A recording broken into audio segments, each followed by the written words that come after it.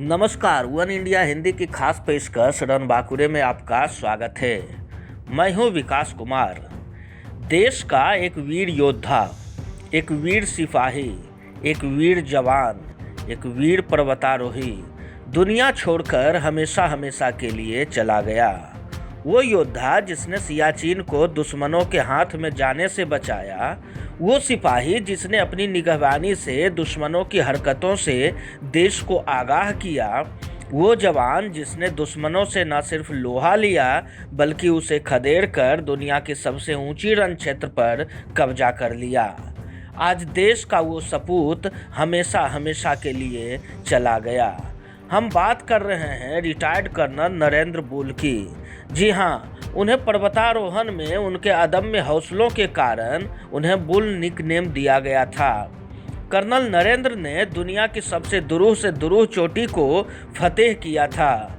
उन्होंने mount Everest, Nanda Devi, mount black और कंचनजंगा जैसे पर्वतों पर चढ़ने में कामयाबी हासिल की थी। कर्नल बुल के हौसले का अंदाज़ा इस बात से लगाया जा सकता है कि अपने शुरुआती अभियानों में ही वो अपनी 4 उंगलियां गंवा चुके थे, लेकिन उन्होंने पर्वतों को जीतने की सिलसिला नहीं रोका। 1933 में रावलपिंडी में जन्मे कर्नल बुल को 1953 में कुमाऊं रेजिमेंट में कमीशन मिला। उनके 3 और भाई सेना में थे। कर्नल बुल ने 1977 में सियाचिन ग्लेशियर पर कब्जा करने का पाकिस्तानी मंसूबा भांप लिया था।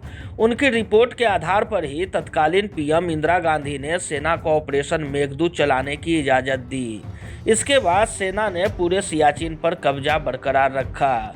कर्नल बुल ने एक इंटरव्यू में बताया था कि हम जब खोजी अभियान पर थे और हम ऊंचे ऊंचे दर्रों पर चढ़ाई कर रहे थे, पाकिस्तानी आते थे, हमारे ऊपर ही उड़ान भरते थे और हमें चिढ़ाने के लिए, हमारी मौजूदगी का उन्हें पता है ये जताने के लिए वो रंग बिरंगा धुआं छोड़ते थे।